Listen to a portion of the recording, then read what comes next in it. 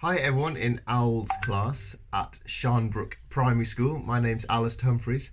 I am the author of The Boy Who Bite the World, a book you've been reading. Thank you so much for reading the book. I really hope you've enjoyed it, and I hope it's encouraging you to have some adventures of your own, or to dream about adventures for when lockdown finishes, but more importantly also to think what adventures you can still have during lockdown, the time when it is so important to be getting outside into nature and enjoying what we can. I reckon within your village or town, you and your family, your friend, maybe not your friends, you and your family will be able to find somewhere you have never ever been before. Perhaps you could climb a tree you have never climbed before. Perhaps you could have a picnic lunch in a wood that you've never been before. All these things, doing them for the first time, would make you an explorer or an adventurer.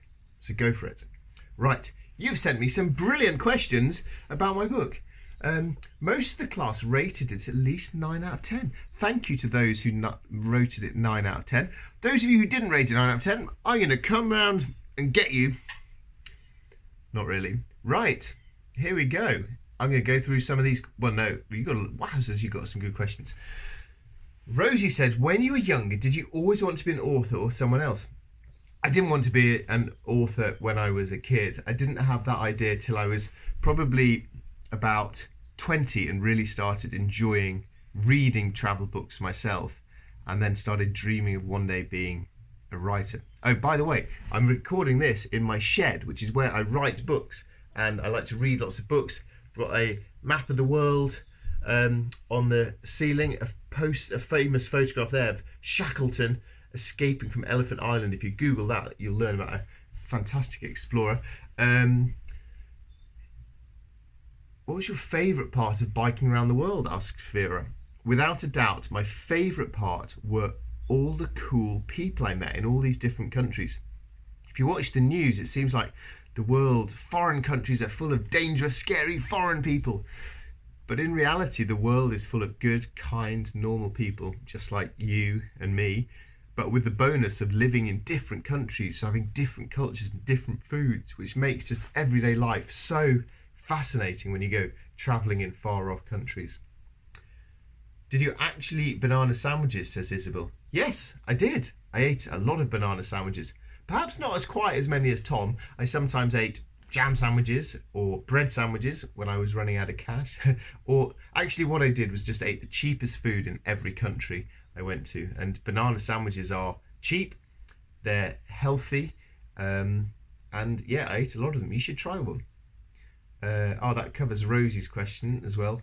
Charlie, what was your favourite animal? Oh, every time I answer this, I give a different answer, but I would probably think a whale. When I was crossing the Atlantic Ocean in a sailing boat, to see whales come break out of the water nearby was magical. Or maybe an elephant, or maybe grizzly bears in Alaska. Charisse asks, did you actually drink blood and milk? You know what?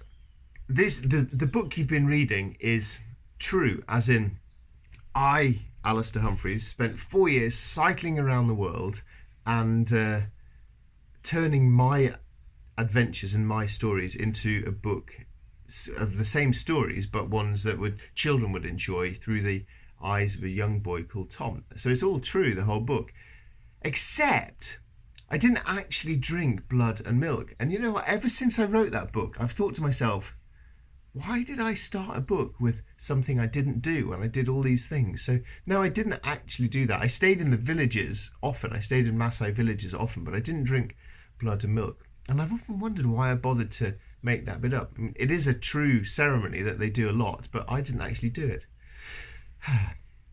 Leads on to Felix's question of what was your favourite food you tried. I don't think that would have been blood and milk. Favourite food? I'm going to go for Japanese food, and the reason I say this is because one of the brilliant things about food is when you try stuff that you've never had before, totally different, and it surprises you by being delicious. That's great. So I think I'll choose Japanese food. I should warn you though that some Japanese food was incredibly disgusting. And often you can't really tell with Japanese food until you put it in your mouth, chew, and then it's either delicious or gross. And it's a bit of a mystery. Oh look, in my shed I have a coffee cup of Japanese sushi, which someone kindly gave me when I was in Japan. It is beautiful food, and all these things on here are pretty much delicious, except that one, that's gross. Sea urchin, yeah, that one's really gross. Right, sorry, you're going to be listening to me all morning here, rabbiting away. How old were you when you travelled the world? Asks Sienna and Max, and Pollyanna wants to know how old I am now. Well, look how youthful I look. I was 24 when I set off to cycle around the world, and I was 29 when I got back home, and I am now a wise old owl of 44. 44, crikey. What was the most interesting person you met? Says Elkin.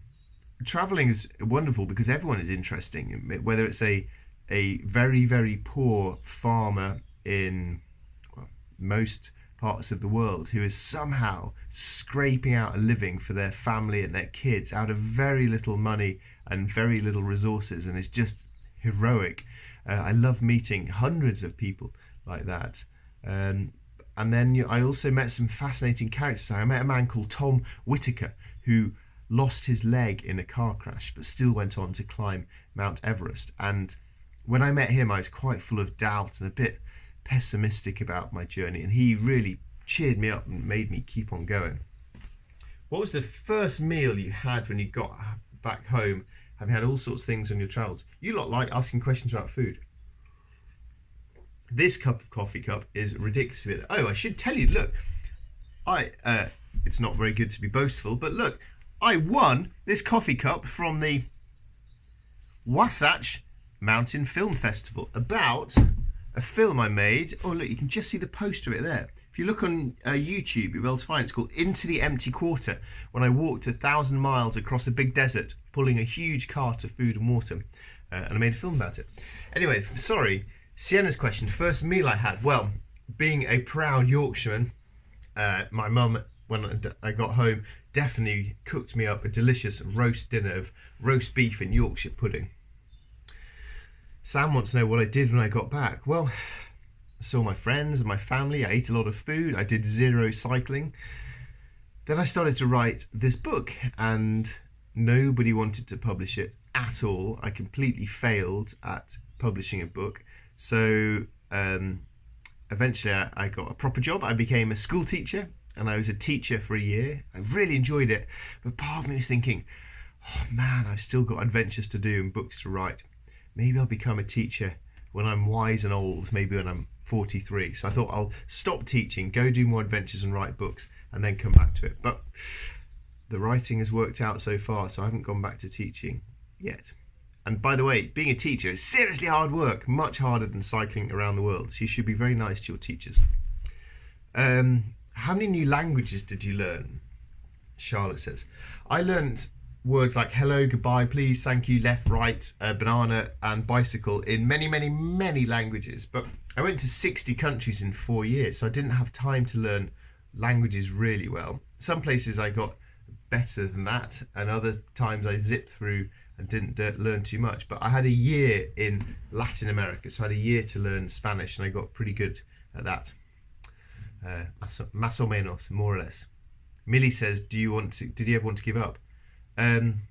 Yes, I wanted to give up a lot. For the first 2.5 years out of 4, I thought I was going to fail. If you try and do something hard and difficult and adventurous in life, you will want to give up a lot. And if you're not tempted to be giving up, that doesn't really mean that you're an amazing hero, superstar, tough person. It just means what you're doing is a bit easy. So I would hope that you often want to give up yourself with maybe sports or exercise or challenge or story writing exercises or your maths, because when you sort of want to give up, this means you're pushing yourself hard. So it's a very normal feeling to have, and the challenge is to remind yourself that actually if you can persuade yourself not to give up, then that feels better in the long run, and gradually you start to build a habit of resilience and perseverance from that. How famous is your book, The Boy Who Biked the World? Asks Hanku. It's not very famous at all, really. It's sold many, many billions and zillions of copies less than Harry Potter. Yeah, it's not a famous book at all. But what makes me happy, and I'm risky saying this to a class of children because some of you might have hated it, but what makes me happy is that most children who read the book, really like it and find it useful, and it encourages them to have adventure. So that makes me pleased. And the other good thing is that it's getting more popular. More classes are reading it now than were doing a few years ago. So that gives me hope that it's on the increase.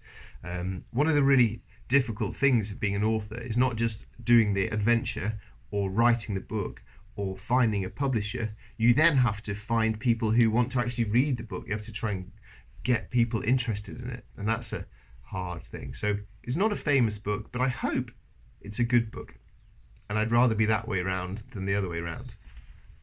What inspired you to write books, asks Elkin.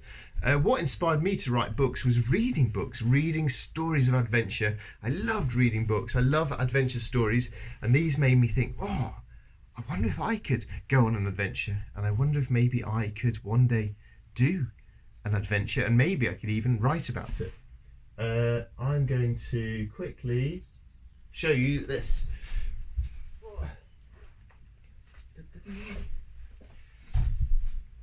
This is another book I've written. Advert break. No, I'm showing you this. This is because these were the adventure heroes that I read about when I was young, who made me want to go and be an adventurer. And then I've turned their stories into stories of my own. This guy, Benedict Allen, he was one of my big heroes. He sent me a message on Twitter. Woo! Sorry. What was your favourite country, asks Mia. That's such a hard question because you like places for so many reasons. But I often choose Sudan because it wasn't a country that's famous for tourism or adventure. I was a bit nervous because I'd heard lots of dangerous things about it on the news, and I had to cross a huge desert that I was a bit nervous about. But the people turned out to be possibly the kindest I've met in the whole world. The desert turned out to be an epic, brilliant, hard, fabulous adventure, and I absolutely loved crossing Sudan. Jack says, how do you get enough water while travelling through Africa, and how do you manage to keep the water cool? Well, every creature on Earth needs water. Certainly every human needs water, and therefore I could only be travelling through areas where there were vaguely humans. And because I was on a bicycle, I was always on some sort of track. Tracks are made by humans, so I was never that far from humans, and humans always live where there's water, which is a really long way of saying that I could usually find water every 2 to 3 days at maximum. So I had several water bottles, and then I had a big bag that I could fill with 10 litres of water, which is really heavy, 10 kilograms. So I would be carrying up to 17 litres of water on my bike, which was enough. How to keep it cool though? Well, here's a tip. If you wet a sock and then put your cycling water bottle into that sock, and then the breeze evaporates the water and cools it down and makes it a lot cooler. But to be honest, trying to keep things cool in Africa is pretty impossible, so I just get used to drinking warm water, and it was gross. It was basically like drinking bath water on a really hot day. Not nice at all. Mrs. Wildman asks, are there any countries you've not been to? Oh gosh, I'm not even halfway. Up here on my ceiling, I've got a map of the world where you scratch off, like a lottery card, the countries that you have been to, and I'm up to about 90, which is a lot of countries, but it's less than half the countries in the world. There are about 200 countries in the world. There's so much adventure still out there waiting for me. Are there any countries you would not go back to? No, I found every country interesting in some sort of way. But having been to 90 countries out of 200, I'm much more interested in going to new countries for the first time than in going back to places I've already been. Were you a daydreamer at school? Was I a daydreamer at school? Not particularly. I was actually a pretty good student. I pretty much did the schoolwork I was meant to do pretty well. I was quite good at school. I was a bit of a geek. I did pretty well. But I was a little bit lazy. I always thought there were more interesting things to be doing with my life than sitting in some of my lessons. But I think the main thing for this answer is that I didn't know what I wanted to do when I grew up. I didn't know what I wanted to do in life, and that was why I decided to have a big adventure before settling down to a job. It's so hard to know what job you want to do when you're young. So I think all you can do then is try and experiment, do lots of different things, and hopefully you'll find something you really, really love, something that really fills you with excitement every morning. How did you feel biking the world? Well, I think the thing with adventures is you get all of the normal feelings of life, but just on an extreme level. So at times I was extremely happy, or extremely sad, or extremely bored, or extremely scared. It's not just normal life, it's life lived to extremes, but with all the normal feelings that you have every single day. Isabel says, how long did it take you to write the book? I try to write one book every year. That's my challenge. These children's books, they're not that long, but they still do take me about a year. And then there's the challenge of trying to find a publisher, and then all the backwards and forwards with publishers and illustrations. And then it takes publishers so long before they actually put books out into the world, but roughly a year. Ava and Tiger Lily want to know, why did I want to bike the world? For several reasons. One, as I just said, I didn't really know quite what I wanted to do in life, so I wanted to try different options. I loved reading all these stories of adventures and wanted to have some of my own. I wanted to try to see if I could become a writer. And then the reason I haven't mentioned it is that I wanted for the first time to try and do something really, really difficult with my life, to do something that was not ordinary and was really hard, and that I had no idea whether or not I could succeed. So I wanted to really set myself a big test. What was the steepest road you biked up?